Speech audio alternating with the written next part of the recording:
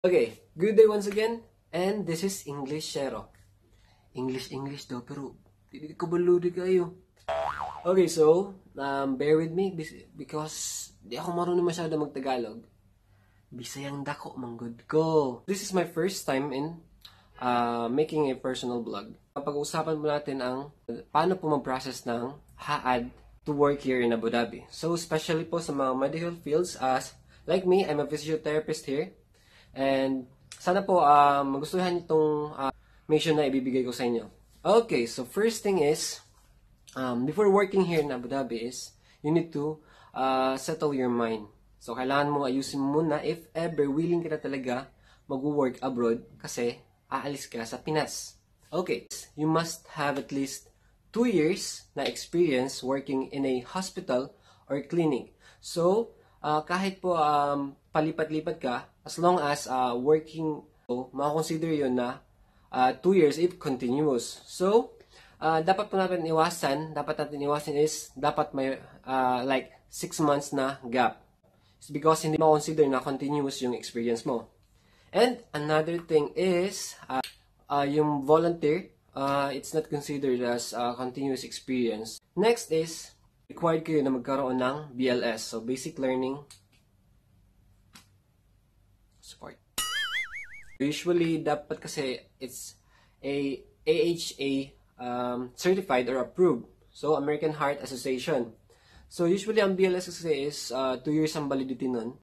Then, another is school documents. So, paano ba yung mga school documents yun?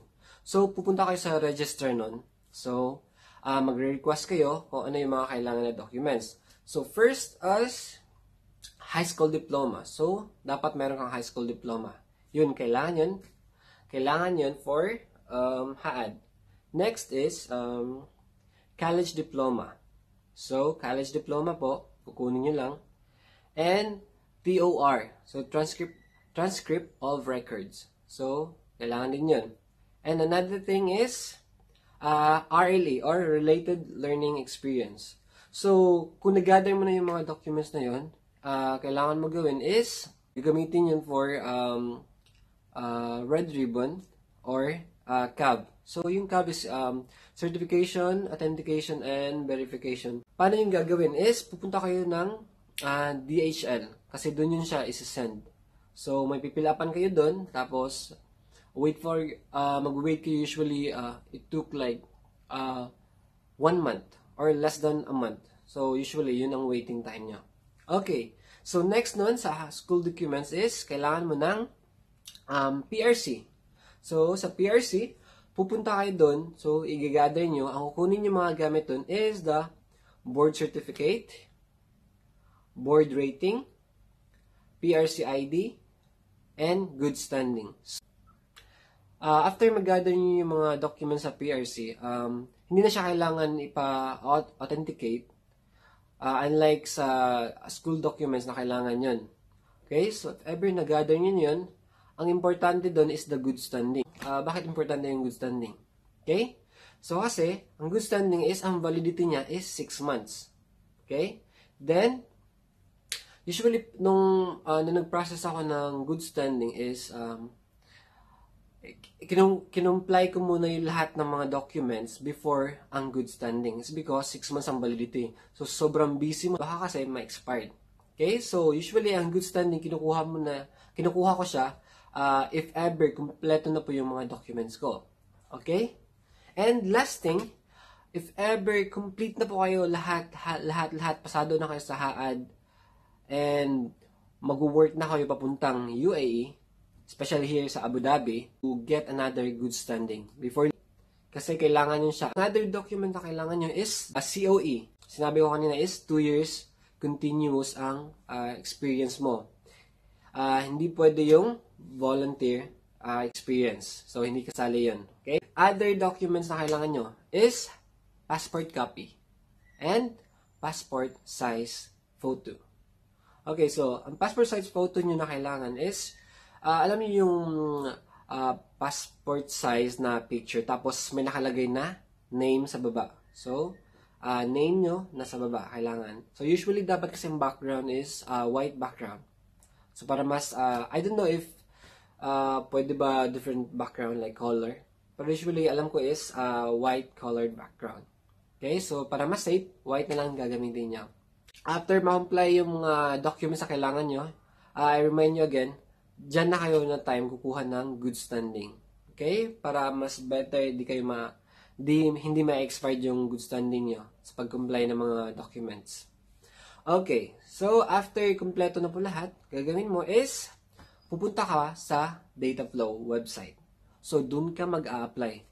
And, ang pinakamahirap sa Dataflow is paano mag-fill in or mag-fill up sa mga requirements dun. So, yung mga hinahanap nila, paano mo i-upload. So, if ever first time nyo mag-apply, ang hirap talaga. Hindi nyo haya, paano yun. Kailangan nyo pupunta ng mga website, kumuha ng mga idea paano mag-apply.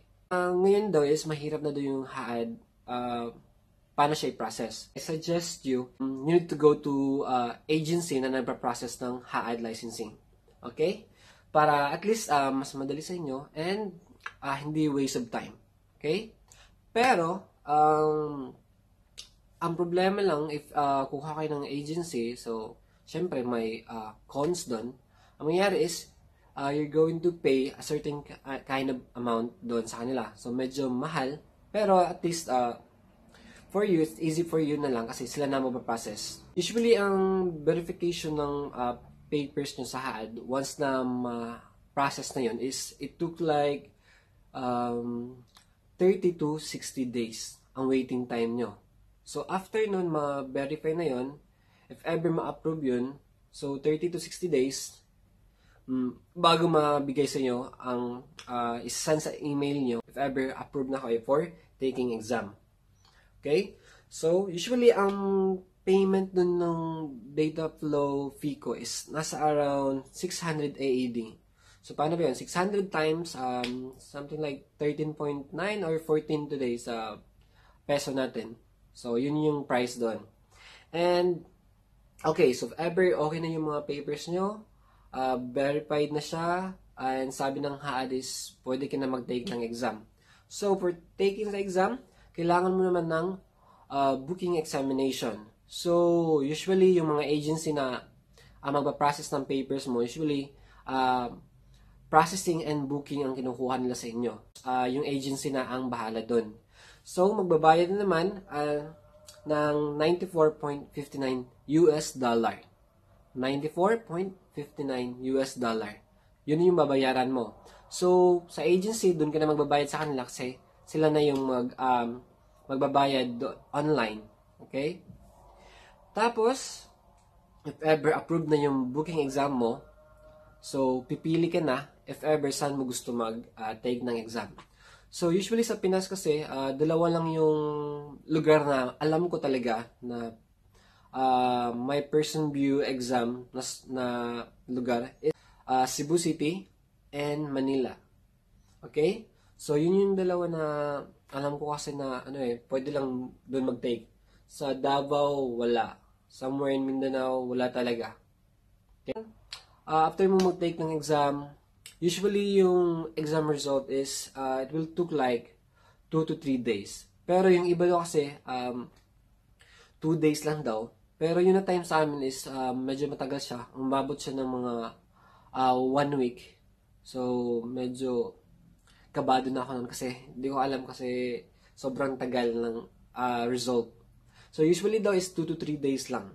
So, thank you for listening to me. So, once again, I hope marami kayong natutunan sa video na to. And baka next time gagawa po ako ng video with regards to expectation nyo, anong mangyayari dito sa Abu Dhabi or Middle East. So ano yung mga like transportation, pagkain, and iba pa.